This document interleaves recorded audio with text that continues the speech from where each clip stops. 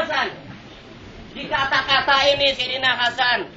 Ya Sayyidina Hasan, Anda ini seperti ini, Anda orang hina, Anda begini, Anda begini.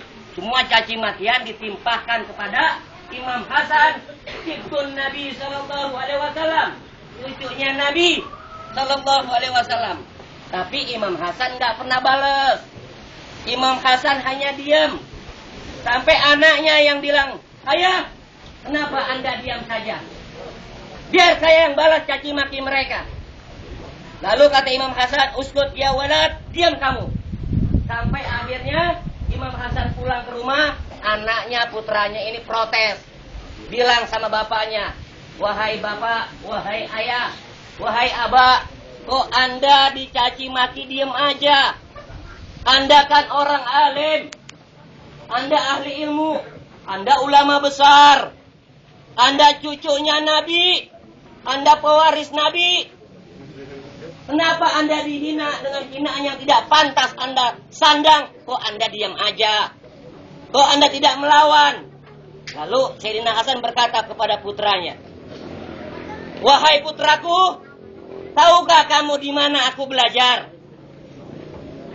Tahukah kamu di mana aku berguru? Dengan siapa aku duduk? Aku belajar di madrasahnya Rasulullah sallallahu alaihi wasallam. Aku berguru langsung dengan Rasulullah sallallahu alaihi wasallam. Dan dalam madrasahnya Rasulullah, dalam majlis taklimnya Rasulullah, dalam pengkajian ilmunya Rasulullah, itu enggak pernah dibahas satu bab pun, yang mana bab itu tentang bab membalas caci maki orang. Jadi aku enggak diajarin membalas caci maki orang. Kalau ada babnya, aku akan balas caci maki mereka. Karena Nabi enggak ngajarin, oleh karena itu aku diam aja. Aku terima caci maki mereka. Kalau Nabi ajarin, aku balas. Karena nggak ada pelajarannya membalas caci maki orang, aku diam. Itulah luhurnya budi pekerti Sayyidina Hasan radhiyallahu an. Kalau kita ngaji di madrasahnya Nabi, insya Allah kita selamat. Semuanya pada akur. Allah sudah ngajarin kita, wa'tasimu bihablillahi jami'au wala tafarraqu. Islam sama Islam berantem kan nggak lucu. Islam sama Islam satu akidah, ini terjadi peperangan nggak lucu. Kiai dengan kiai, Habib dengan Habib, ini nggak pantas. Nggak ngikutin akhlaknya Nabi Muhammad sallallahu alaihi wasallam. Nabi kita dilemparin kotoran manusia. Kira-kira kalau bapak dilemparin kotoran manusia, marah nggak? Jangankan kotoran manusia, diejek aja marah. Nabi, satu riwayat ini Nabi ini dilempari kotoran manusia, tapi Nabi nggak ngelawan. Nabi diam nih, belepotan kotoran manusia nih. Jubahnya Nabi. Nabi diam, Nabi senyum. Ini orang udah puas nyambitin Nabi dengan kotoran manusia, pulang Rasulullah. Pulang, enggak ke rumah istrinya, ke rumah putrinya. Sayyidah Fatimah Az-Zahra Al-Batul. Sayyidah Fatimah lihat bapaknya dalam keadaan belepotan kotoran manusia. Nangis nih putrinya. "Wahai ayahku, kok sedemikian rupa perlakuan mereka kepadamu?" Dibersihin tuh jubahnya Nabi yang penuh dengan kotoran manusia sambil nangis. Besok Nabi lewat lagi, diperlakukan sama. 3 hari lagi lewat, diperlakukan sama. Nggak balas, nggak berubah wajahnya Nabi. Sampai keempat kalinya Nabi lewat, orang yang nimpukin dengan kotor manusia seember, orangnya kagak ada. Ditanya sama Nabi.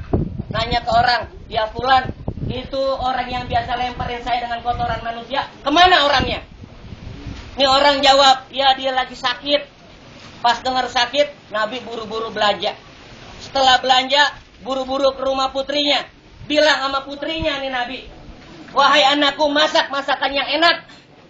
Aku mau berkunjung ke rumah teman." Siti Fatimah nggak tahu, main masak aja yang enak. Kata Siti Fatimah, "Ini mungkin tamu istimewa ini. Teman istimewa ini. Belum pernah ayahku menyuruh masak masakan yang enak seperti ini. Dimasak masakan yang enak. Udah rapi, dibawain kepada orang tersebut. Diketok pintunya, dibukain pintu, dijenguk itu orang.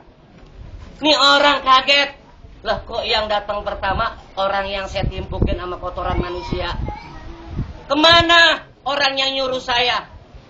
Yang ngegaji saya, yang nyuruh saya, yang bayar saya. Sampai gini hari belum menjenguk saya. Tapi orang yang saya zolimin, orang pertama yang jenguk saya. Nangis ini orang.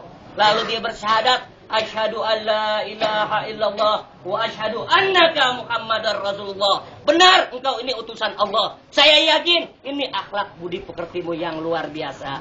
Kalau kita niru Nabi, insya Allah kita semua selamat. Dan ini pada siang hari ini kita juga peringatin khol daripada kakek kami, datuk kami, yaitu Al-Habib Al-Maghfurlah Muhammad bin Husain Al-Idrus, yang mana beliau ini bapak daripada Swahibul Majlis paman kita Habib Umar bin Muhammad Al-Idrus. Ini khol yang ke-32. Beliau ini umur 7 tahun. Kita punya kakek. Ini fotonya beliau. Ini umur 7 tahun. Dikirim sama orang tuanya ke Hadramut di Yaman Selatan. Karena mengikuti thariqah daripada kakek-kakeknya. Ditaruh di sana selama kurang lebih 12 tahun. Sebagian mengatakan 17 tahun di sana. Pulang dari sana umur 20, lalu mulai berdagang dan berdakwah.